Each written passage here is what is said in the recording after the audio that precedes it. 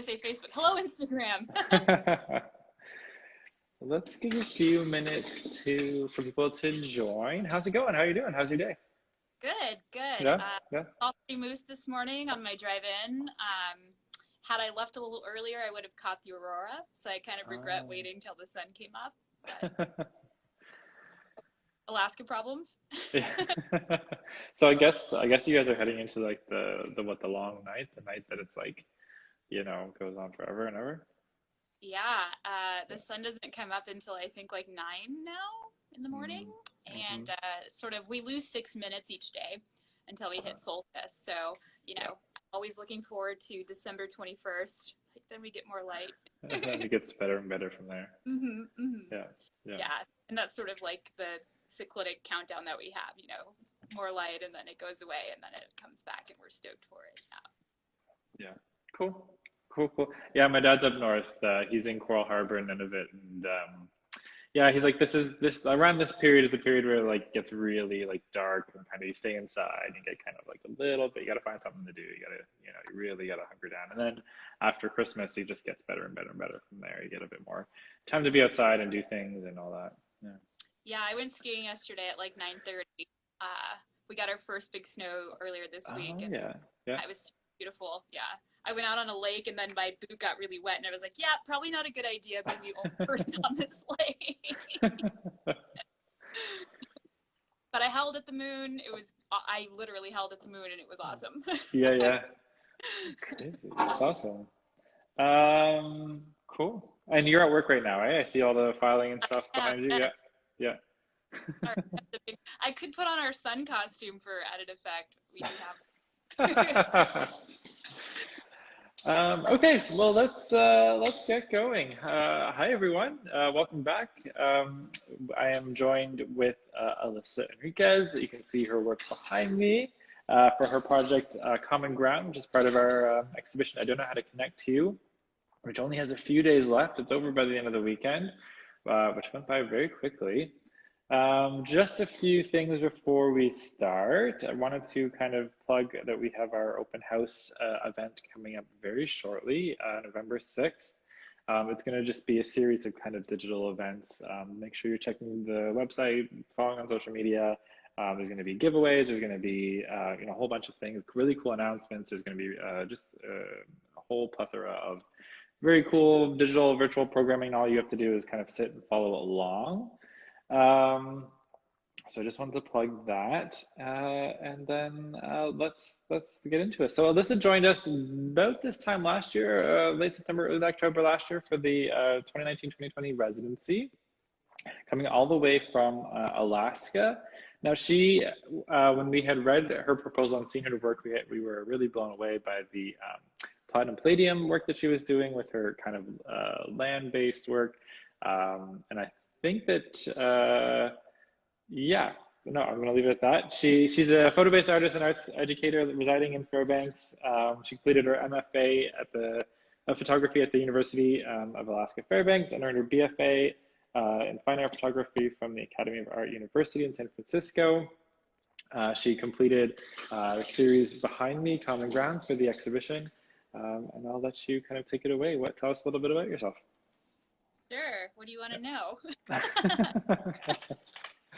I'm really bad at these prompts. Sorry. Give me the 2-minute introduction. Give me the elevator pitch. You're an artist. You're a professional artist working. What's the whole thing about your work? How does your work kind of investigate the land around us? Sure, sure. So a big part of the work that I produce, or how I move through creating new bodies of work, is quite often I'm in a space, and the two last really big works that I have created have come out of being in a new space or exploring a new space to me, a landscape, in the case of Ottawa, a cityscape. And I am always interested in the details, and I never really put it together until I sit with all the work and I'm trying to find that thread that brings everything together. And quite often it's the details. It's the something that's a mark on a landscape, or something that's really what's the word, ephemeral, like something that gets left behind and there's sort of an artifact, but that's all we have left of it. And that's really been maybe the cornerstone of my work. And so at this point in my career, I've explored different processes. I kind of get excited about things that are super difficult. For whatever reason, I'm drawn to that. But insofar as where I'm at currently and where I've been making work, it's always been about sort of finding myself in a place or relating to that place. So yeah, let's start with the title. So the project is called Common Ground. It's a series of kind of images of ice taken here along the Ottawa Canal. What did the title mean to you? Like, why did you kind of go in that direction? Sure. So when I was in Ottawa, I always think Canada is similar to Alaska, or at least the US, until I realized that it is, but it isn't. You can close your eyes and open them if you're American, and it'll feel familiar to an extent till you see the big maple flags. But without that, really sort of finding, common ground, literally, and also the fact that like ice is only a very temporary ground, and I was only going to be in Ottawa for a short amount of time. And I was trying to pull together like what I was seeking when I took the photographs, and that's really what I settled with was, this idea of a time period, and also the idea of like ice, and it forms, but it's only there for a short time, and then it melts, and then it becomes water again. Yeah. I also remember us looking at a lot of your previous projects, and I remember us looking at your connection with land and history. We talked a lot about what the marks that are left. We talked a lot about the structures that are left. We talked a lot about, like you said, capturing time passing. So there's a couple skulls in your work. There's a couple kind of pieces of, I call it the scurf of kind of industrialization. It's kind of what's left. It's kind of what's there. So to come from this, kind of background in Alaska where you're looking at all of these kind of connections to land and how you're doing it, I knew that what was going to come out would be probably landscapes. I'm glad that you found that connection, that kind of common ground between Alaska and Ottawa. I think it's there. I think it's just hard to imagine. You think of the north as just tundra and kind of flat and empty, whereas Ottawa has this kind of huge infrastructure of highways and buildings and things. But you managed to find the in between. I found the common ground. What's that? I said to be punny. To be funny. So you also named all the pieces, Confederation Line, Queensway. Can you talk a little bit about the naming process and kind of how you took your images along the route of the canal? Sure. So the canal was actually one of the first sort of areas in Ottawa that I'd ever explored. I'd come to the city a couple times prior to committing to the residency, and I had walked and run and biked all along the canal, and I was interested in how each street got their title. Like, if you don't know the history of Canada or the history of the waterways there, they seem kind of arbitrary, and I kind of wanted to go a step beyond. So I investigated like why this canal even existed, and it has this really rich history, and actually it has a lot to do with the US and Canada not wanting to give up that space, and which I find, it becomes politically relevant and also resource relevant now in the present, even though it has that long past. So with each, I tried to remember as closely as I could each sort of area that I photographed. I could remember by, the image that has sort of a green tone. I knew that was under the Ottawa crossing. So I kind of knew it was there just based on like what was around me. Some of them I inferred and then kind of pieced together while looking at the images in RAW to know exactly or close enough where they were physically. And then I went through and investigated the history of that particular area. That's one thing that I don't think we talk enough about, is that when you're doing kind of landscape-based work, you can't take it as it is. You have to do the history of the land. It's not like it just exists and it kind of comes out of nowhere. There's so much behind it. There's so much there. It's impossible to just kind of, take photographs of landscapes and hope that it's going to mean something, because you're willfully ignoring so much of that past and that history. I think of some of the impressionist painters who would often film would paint these beautiful landscapes, but they were the scenes of battles that had taken place, and now that there were flowers and things growing there. So, I think it's with your work specifically, and with Common Ground, and with your previous work, I think you really do take the time to learn the space. You do take a lot of time to learn the history, and you do approach the land and the ice, the water, with that kind of knowledge and that kind of a bit of reverence or a bit of curiosity, I guess, intermixed between. I don't know, maybe I'm just spitballing here, but so on yeah. Oh, I think it's super important to understand the context of the space that you're in, especially when you're in a new place. It's important to understand the history, know who owned the land or who has rights to the land, especially when you're creating work about a specific place. And sure, these images, and also if we're going to talk about my work created in Nome, it's super important to understand how you're interacting with that place. So anyone from Ottawa here knows that there's like a million images of the canal. It's a very kind of photographed space. And now you had, throughout the residency, you had gone to all places outside of Ottawa. You've gone to Mirabel, you've gone to, Gatineau Park, you went to a whole bunch to try and find, the common ground. And eventually what stuck was the canal. But these images of the canal, you can see one behind me, not something that we typically kind of see. We're really detailing into leaves and air bubbles and kind of the nitty gritty. There's like cigarette butts, there's garbage, but it's kind of really feels frozen. So did you, in your research, in your kind of practice, when you were kind of thinking about this work, did you intentionally step away from the canal, or did you intentionally try and kind of combat those very tourist images of the canal with these kind of more like, no, let's get up closer, let's see what it's actually doing? Did you kind of intentionally do that, or was that something that happened just naturally as you kind of were in the space and you kind of went back and you went back and you went back? Yeah, I think it was a bit of both. I think part of it was, I wasn't actively seeking out images of the canal, and I knew it was this iconic space. And it's like trying to photograph the Eiffel Tower or something. Everyone has a photo of it if you've ever been in the capital region.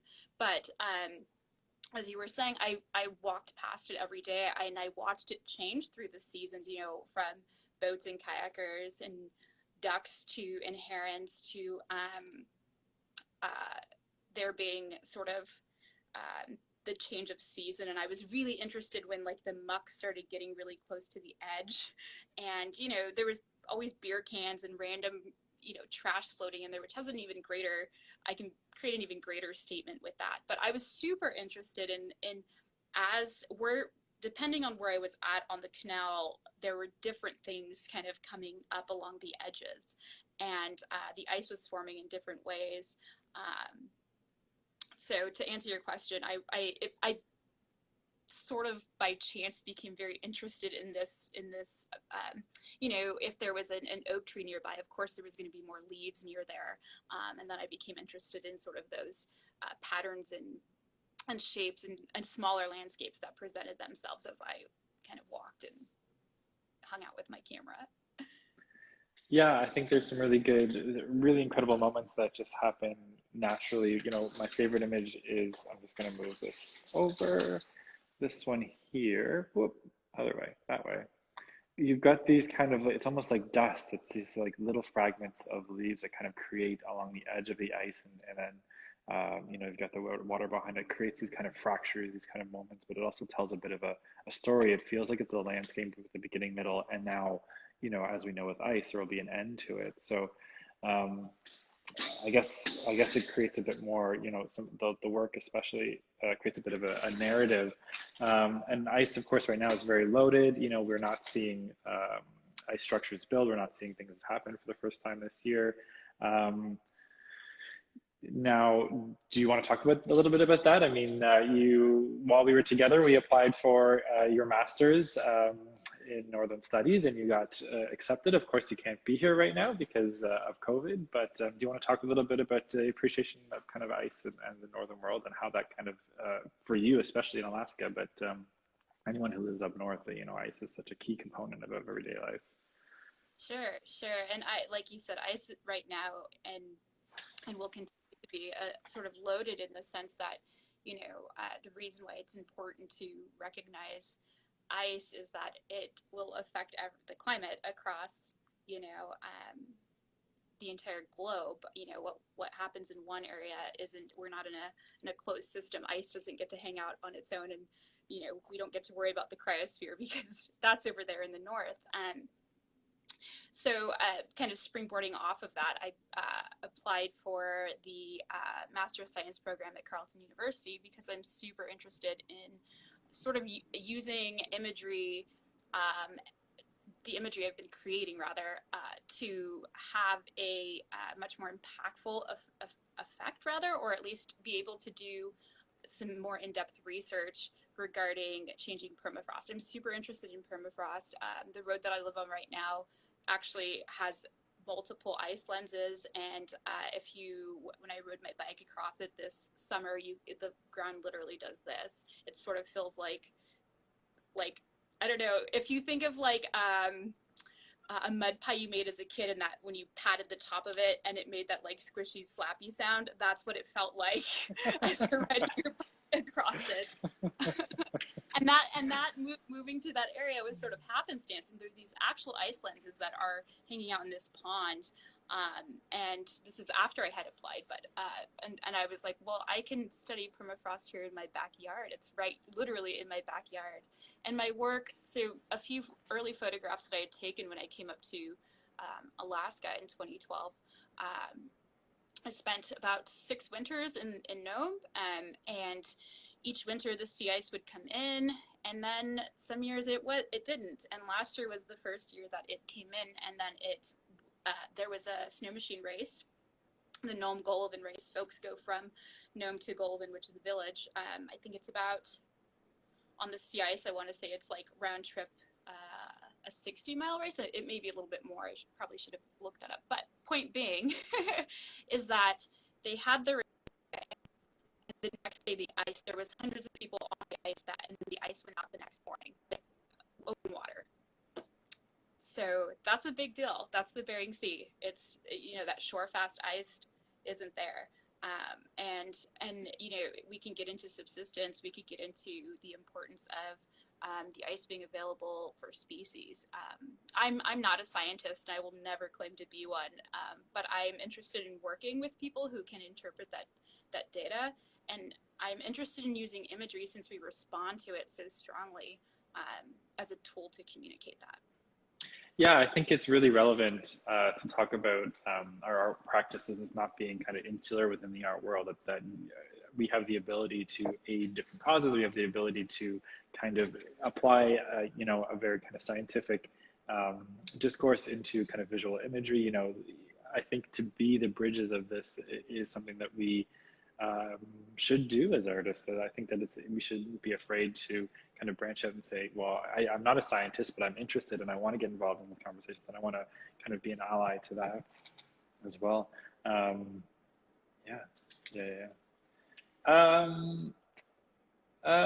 So I'm just gonna skip that next question I had. How did it feel to be in Ottawa compared to Alaska? Like, can you describe your kind of experience a little bit while you're here? Now you're kind of back. You might be coming back. Like, can you describe your experience a little bit coming here and making work and kind of trying to find yourself in a new city? What that means. So if anyone else is doing residency out there, or if anyone else is interested in kind of going to a new town and becoming part of the arts community, how did that work for you? I mean, I know a little bit about you. You kind of volunteered a little bit. You kind of got yourself out there. So I just wondered if you could talk a little bit about finding your ground here in Ottawa. Sure.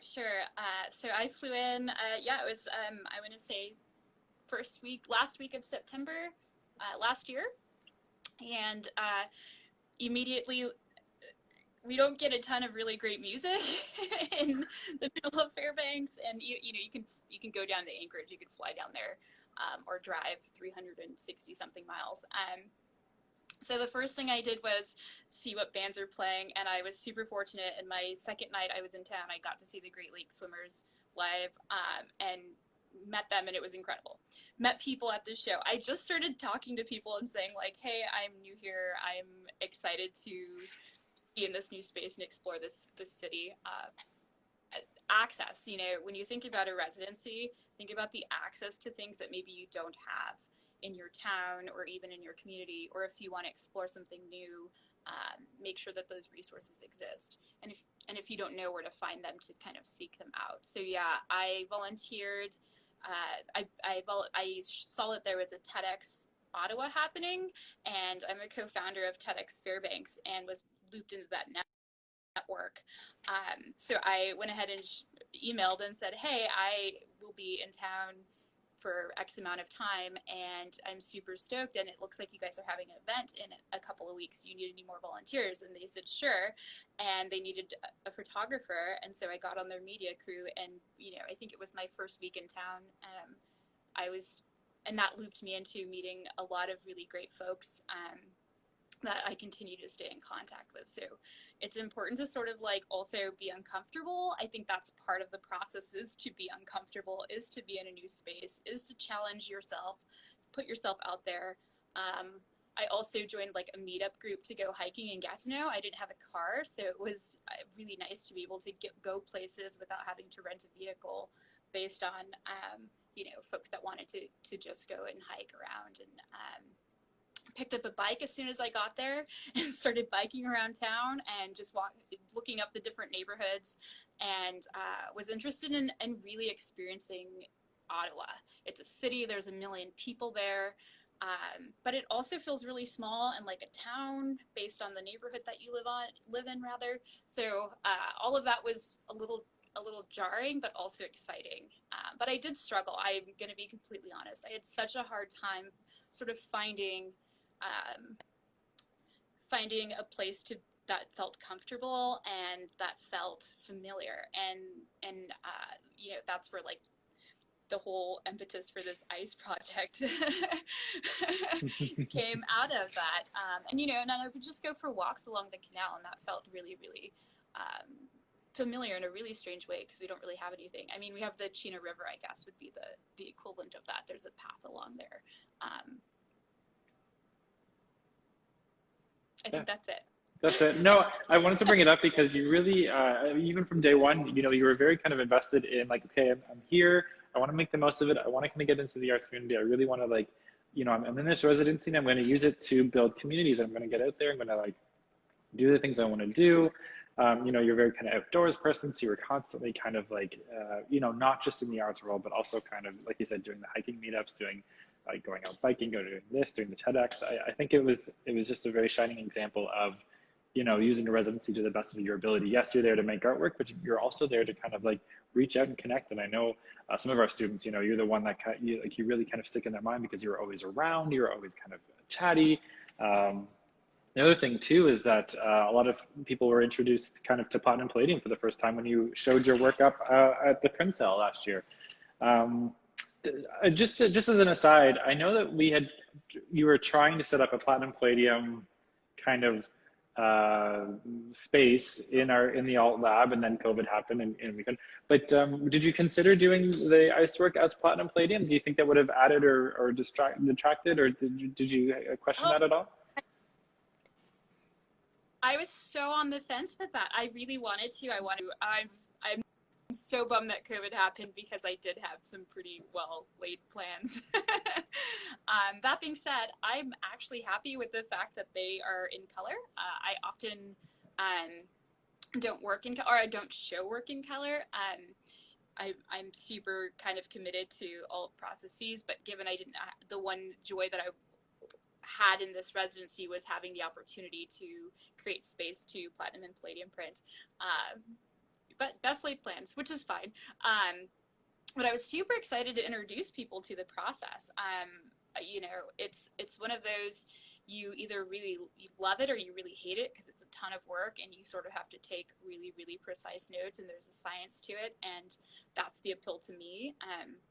But it opens up this whole world of understanding printmaking and understanding the latitude of the work, the initial capture of your work. You know, if you don't get enough content, you just can't get those tones. To kind of go off into photo speak nerddom over here. But I was super excited when folks would come in and be like, "Putting up your chemicals." I'm like, yes, and I really hope we can nail this humidity today, and created I think it was Andreas who said my Dexter space, with my plastic. Yeah. And I was so my favorite part of this residency is that I got to hang out with all the students and was really, really excited to meet people and also see what they're working on. And that like synergy is really great when you're creating.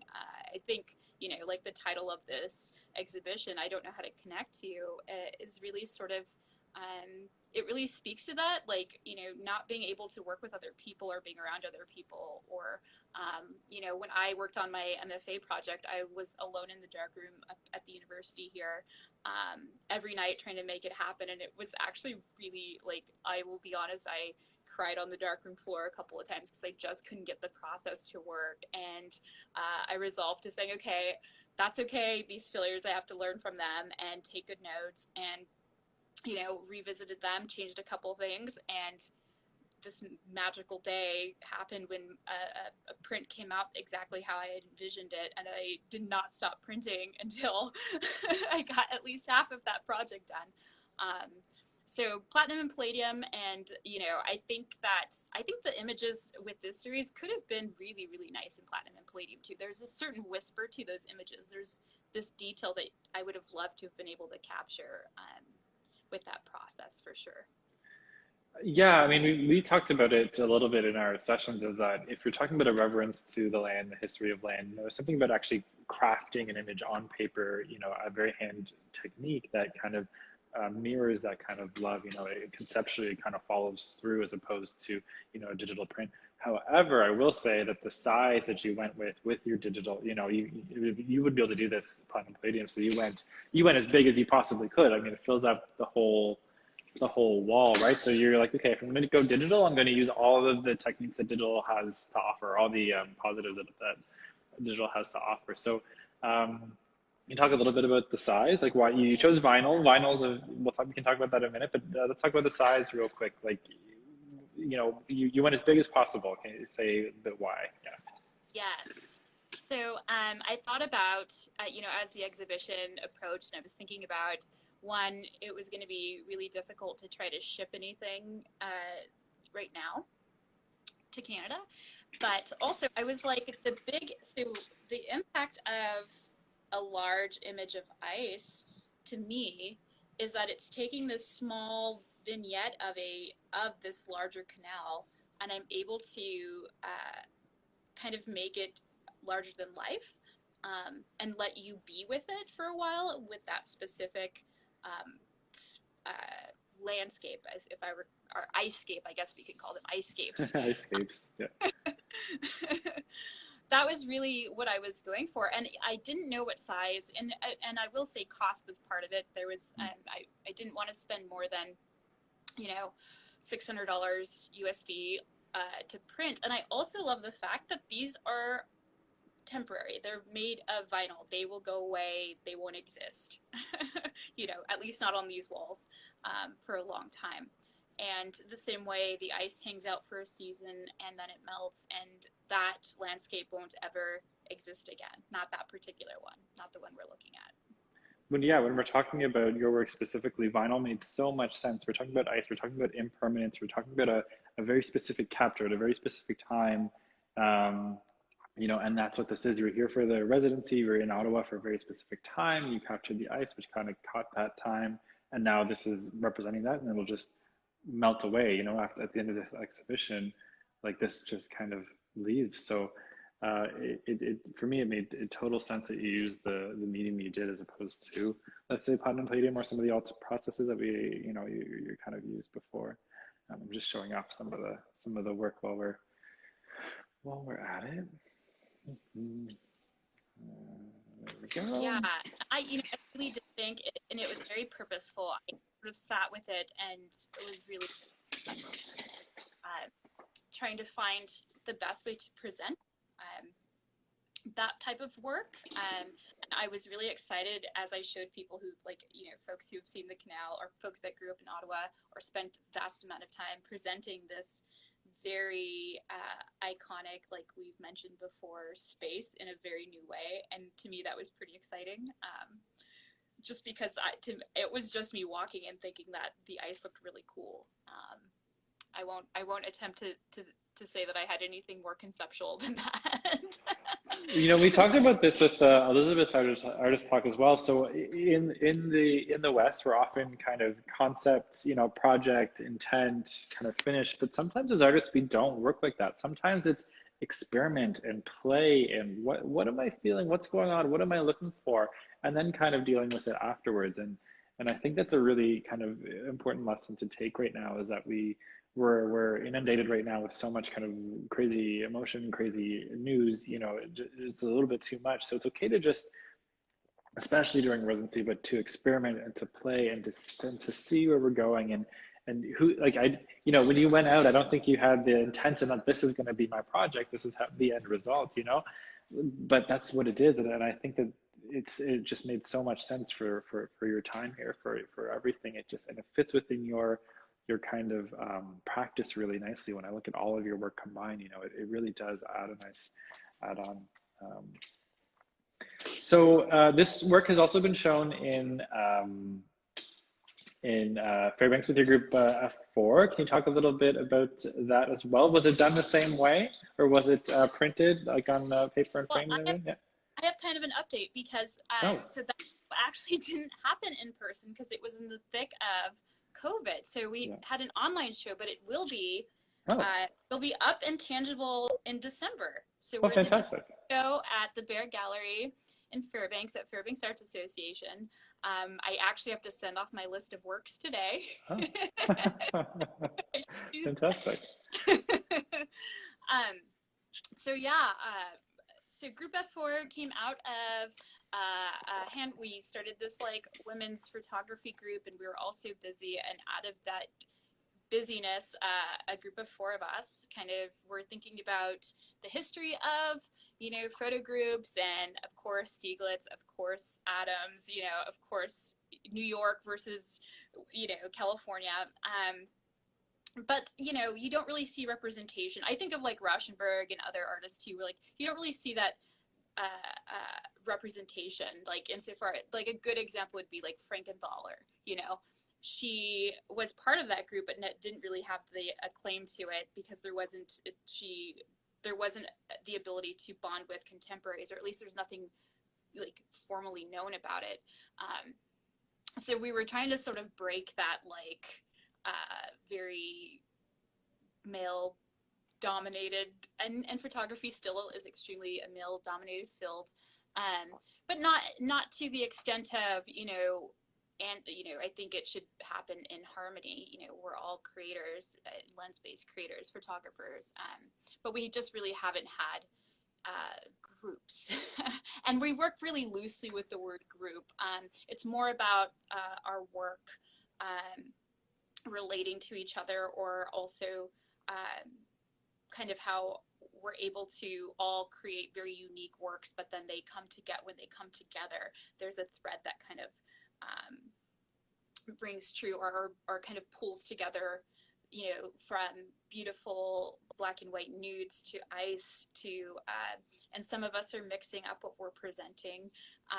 I'm not, I've been a little too busy, but a couple of us are mixing up what they're presenting. They were able to make some time during this lull with COVID to produce new work. So I'm really excited. I'll see what her stuff looks like too. So the group is myself, Judy Sanchez, Charlotte Peterson, and Jersey Eliana.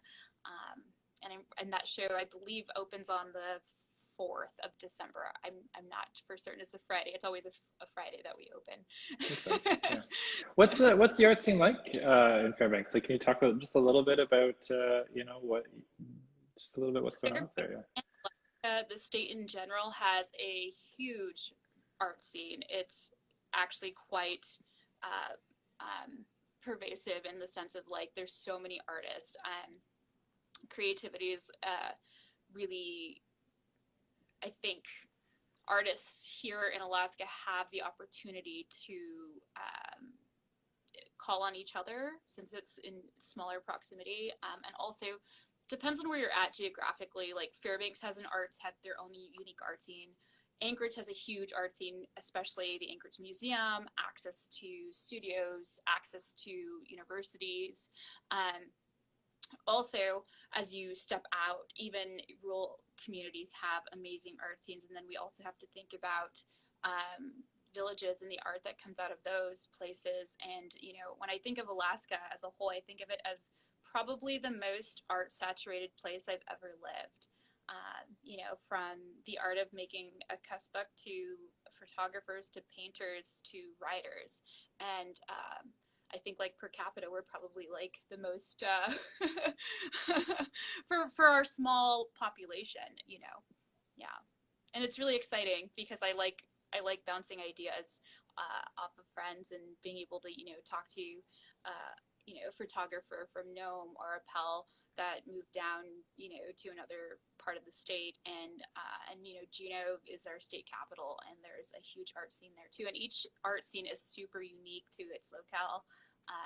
And where there might not be any galleries in, say, Nome, with the exception of like the museum and a couple other cultural centers, um, we're slowly moving into those works making their way to, say, Anchorage, where there's a lot of patrons, where there's a lot of people that are able to move through those spaces. You know, Anchorage I only say that because that's where the largest museum is, and there's also the State Museum in Juneau. Fairbanks, ton of galleries. A little rough times right now. Of course, people aren't walking through the gallery. Sort of navigating that is a whole new venture. But as times change, so must art viewing. Yeah, yeah. That's one thing that we've definitely had to do is kind of rejig how what's success for us, and we have kind of the digital portion of the exhibition, so we're paying attention to page views, for your guys' show and for the last show, we're hundreds, right? Like hundreds of people are seeing the show online. And for us, that's just as much of a success as the people coming in the door. I'm not saying that people are coming, but it's definitely like far, far, far less.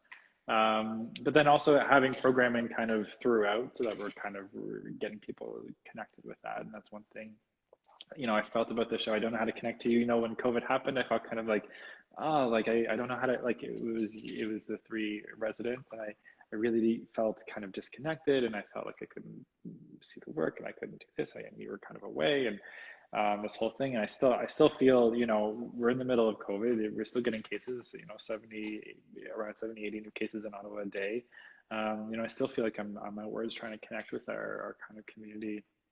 It's tough. It's tough online. It's tough to kind of make that work. Hopefully, we're doing the best we can. But I want to switch a little bit, maybe a little. Anyway, we'll see what you say. So there's a couple of things that I'm seeing pop up. It's there's the Far North Photo Festival. There's kind of Circumpolar Photo Festival regions. I'm seeing kind of a big eye shift towards the north. Do you think that there is currently a bit of a fetishization with the north a little bit? Do you think that it's something that you have to kind of think about, is that all these people are coming up to see it, and we're getting these kind of photographs that aren't quite as connected to the land or aren't quite as connected with, like, let's say, the people and the history? You and I kind of talked a little bit about this while you were in your residency, so I just wondered if you wanted to touch on that a little bit, or if maybe you're like, well, I don't know about that anymore. No, sure. I mean, especially with, all eyes turned to the Arctic right now for various reasons, right? Militarization of the North, huge part of policy, uh, climate change. Even today, Trump announcing access roadless, the rule for the Tongass forest, you know, how do you guys have industry if there's no roads there, and then opening up access to take down this beautiful forest? You know, we're currently, you know, in the state of Alaska, and I'd say it's true probably in Alberta too, with the oil industry, and how do we, you know, everyone's eyes are turned to it because it's such a cornerstone, or it's such an important part of state economies, country economies. So of course people want to photograph it, and maybe didn't realize the importance of capturing images of the North. But I would definitely say that there are always going to be folks that, what's the word, exploit visually, and use that to maybe tell a story that pushes forward their intent, perhaps. And you know, so going back to what we were saying, you know, understanding the context of a place, getting to know a community, being respectful of people who've lived there for, you know, time immemorial, understanding that maybe we don't have the answers, but we're working towards them. You know, and everyone's going to have a perspective, but I would definitely say many lenses have been shifted and pointed towards the North. And you know, my story is, you know, I went up to Nome and really loved it there.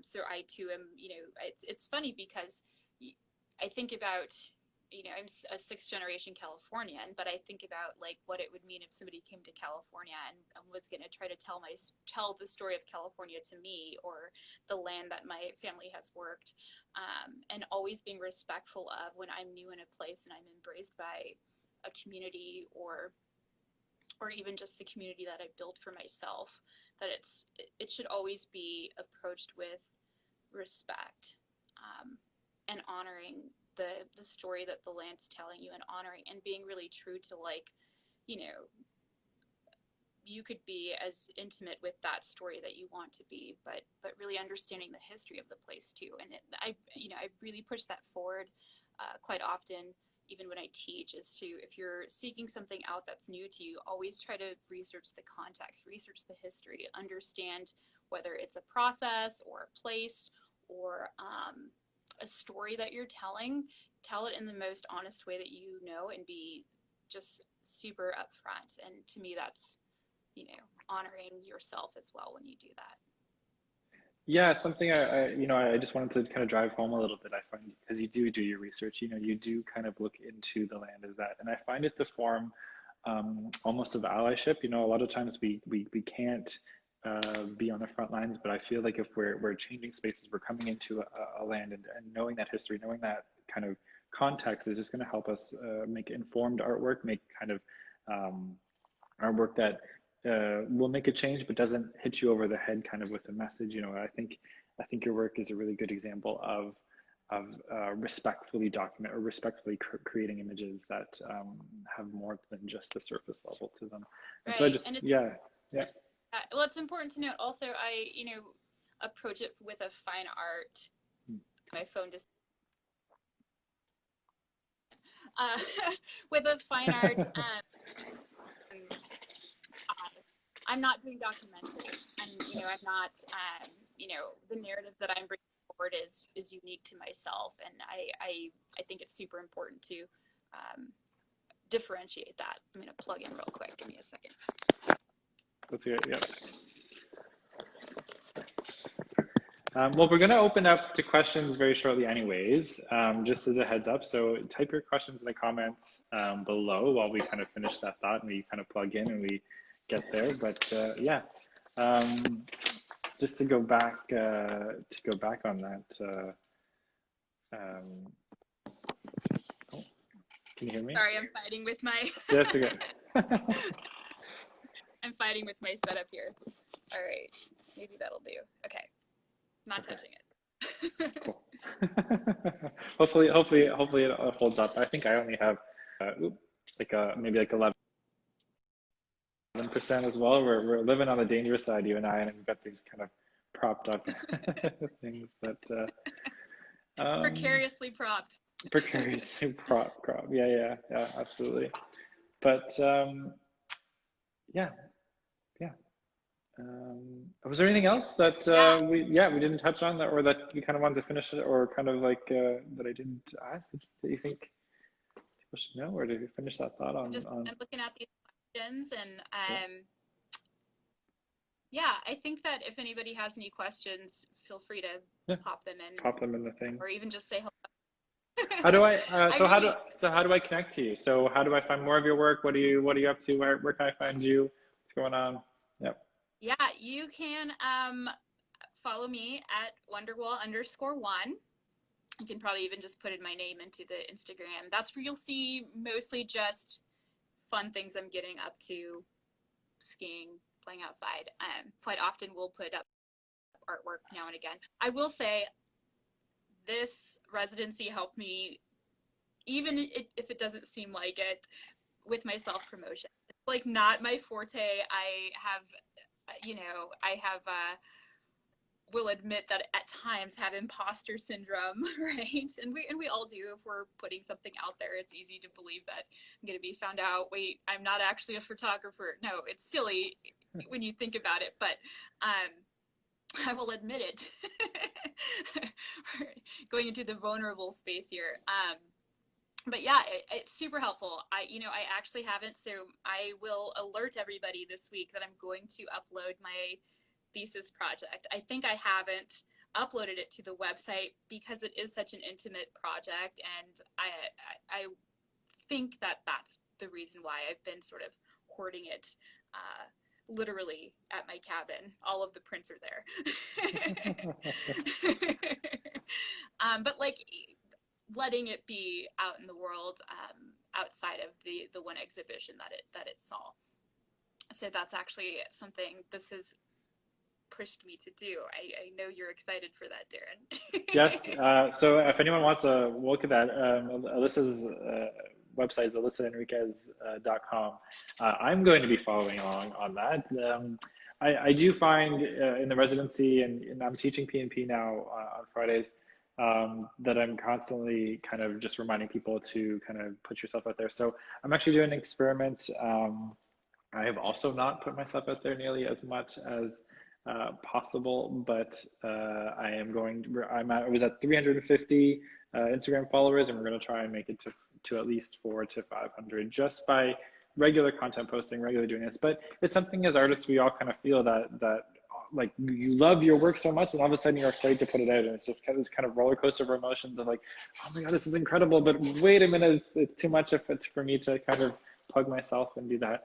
I was talking to my colleague just today, actually, and she was like, so it doesn't have to be perfect as long as it's kind of out in the world. As long as you kind of do a couple things to say, hey, I'm doing this and I'm going here, or this is what I'm about. It's going to bring so many more people back to you. But yeah, I do really push that in the residency, and of course the new residents have started, and they all kind of are like, oh my gosh, you're too much. So we're finding the boundaries there, but yeah, it's hard as artists to promote yourself. Even Yeah. it doesn't matter that I believe in you. It doesn't matter that there's like a whole school that's like, yes, we chose you to do this. It's like you still have that kind of grain of like.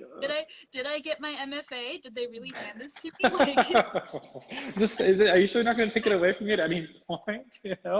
Yeah, yeah. So we did have a question about the impermanence of the vinyl. So it is going to be destroyed at the end of the exhibition. Does that break your heart a little bit? Does that kind of like, eh, only because I haven't seen it in person. yeah, I'm pretty sure if I had a chance to be with the work for a hot minute, I wouldn't feel as sad about yeah, that. yeah, Yeah, a little bit, but not. But actually, that there would be something very cathartic if I had the chance to just take it down and close that. yeah. Yeah, Close that yeah. chapter. Yeah, I Mm-hmm. mean, yeah, there's other elements to that too, but to really just close that chapter is kind of going Yeah. to be pretty pathetic. We had another question that asked a little bit about your MFA thesis. Can you talk about quickly talk about that and where you can find that? Yeah. Sure, sure. So the title of my thesis project was No Misplaced. As I mentioned, it will be uploaded by the end of this week. I may do a really awesome self-promo thing and let you guys know on my Instagram that it's Yes. that it's Yes. live. I created the page so that it gave me a reason to get at it.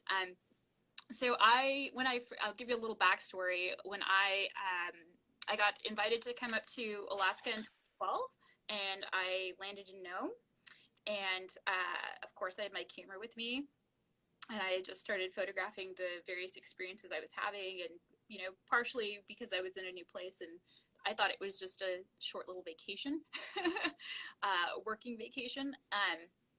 And then decided that I really, really loved being up here and moved to Fairbanks, and then went to Nome every chance that I got and photographed and photographed and photographed. And then I applied for I wrapped up my BFA and applied for the MFA program. Actually, initially applied for the Northern Studies, and then got coaxed into applying by Charles Mason, who was my fantastic advisor. I got coaxed into applying for the MFA, and that work that I was producing sort of, I didn't want to find another project. I was really set on exploring what that space meant to me and what the landscape and big things happened in my life. Some tragic things that I was working through grief, and through that process was able to make my way towards exploring different alternative processes, and went to a couple of workshops, one at the Eastman Museum and one at Carmel Visual Arts Center. And that's where I took these images that, I had thousands of images, and finally collated them to under 50. And from those under 50, 22 of them sort of made their way as this centerpiece of work.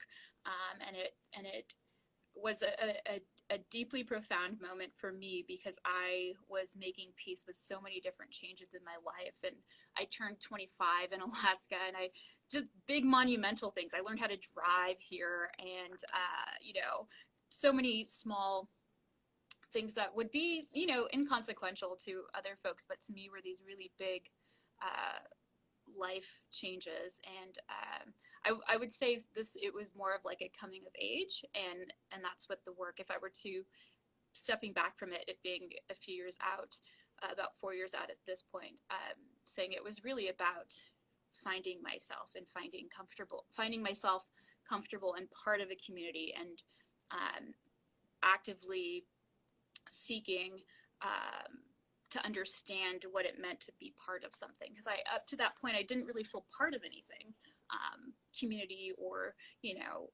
place. So I think if I were to really kind of put it all in a little nutshell, and I was so supported throughout that whole process. I hope that helps. You'll see the work, and then maybe it'll make sense when that pulls it all together.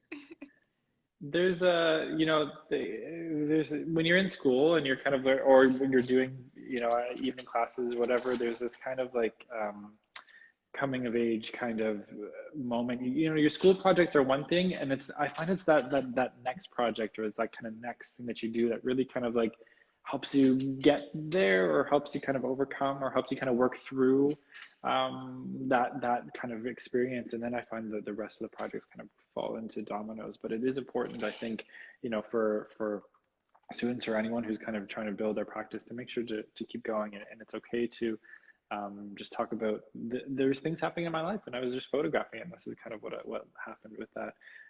We have someone saying thanks for talking about it. I look forward to seeing it and more from you, and that's the biggest thing, is like, I can't wait to see what you're kind of up to next. It usually takes, I would say, a year to finish any kind of photo project. It's never going to happen kind of immediately, but I would like to stay tuned. We have about 5 minutes left before there's a little timer here that's going to go off. But any last minute questions, put them in the doody doot. But yeah. I think one thing to bring forward is always have fun. Like I just wanted to have fun and explore. I always come in when I type a application. I tend to have an idea of what I want to do, and then sometimes it's like straight, and that's what I do. But I want to say 80% of the time I end up producing something that is completely not what I initially suggested or had initially envisioned myself doing. So staying really open, and I think like for me that was probably the most important. How this work was able, Common Ground was able to be produced, was that I was open to looking at the details of a space. Really at the heart of it, you know, I didn't feel. Yeah, you showed up like you were not just showed up and you kind of tried, you were always present. You kind of were in the moment. You were fun, kind of, you know, definitely a photo nerd, fit right in, you know, like all those processes. Like you took that time and you kind of like were, the only way I can describe it was present. And I think that's the only way you're going to be able to find the details of life, to feel the details of land, to feel the you know, to bring kind of research and history alive. I think is to just be present. And I think that was a, you know, a really good example of that throughout the residency. Yeah. And to not lose that wonder, right? Like we take photo, especially for as photographers, and if you're not a photographer, we drive the same way every day. Like I said, I walk down this canal, you know, walkway every single day, and never like didn't really connect to it until I started listening for things. I was on a run once, and this heron scared the bejesus out of me. It just flew up out of the edge of the canal, and then that's when I thought, huh, there's something there. And that's like sort of what I wanted to visually evoke, was, you know, that like, whoa, I didn't know that that was there. And you know, and then that's kind of how that project moved, because I was talking to too, and he's like, the canal, like I tell students never to shoot the canal. It's so overdone, I know. Yeah. But then you see this and you're like, this is otherworldly. It doesn't, it's not the canal, you know, it's like anywhere where there's ice, and there's anywhere where there's a moment in time. So, but it, like you said, it was part of your everyday. As long as you're present, you're kind of aware, and you're, you know, you're looking at things critically and Yeah, differently. don't lose that wonder. I mean, I'm not here to give life advice, but in the grand scheme, when we're creating, don't lose why you are there with your camera. Like just capture it, and before you know it, something speaks to you, or so you'll be drawn back to that same place over and over again, and then it's there, and then you know it if you have it or not. Okay, well, there's 2 minutes left. I will say this is recorded, and you can always listen back if you're joining now and you wanted to listen to us talk about land, talk about Fairbanks, talk about Nome, talk about Alyssa. You can always listen to it on spa.ca. It's in the, I don't know how to connect to you digital section. A couple people waving, a couple people saying thank you. Just wanted to say that. Thank you But guys. yeah. I yeah, I miss you guys actually. I miss going into a place and saying, oh, I had this idea, guys. And somebody was always happy and hopeful to talk with me about it. And yeah, so I Yeah. encourage people, still encourage folks, apply for residencies. You know, COVID's a little funky time, but you know, seek out the support. I'm here if you want to ask questions. I'm here if you want to like talk nerdy.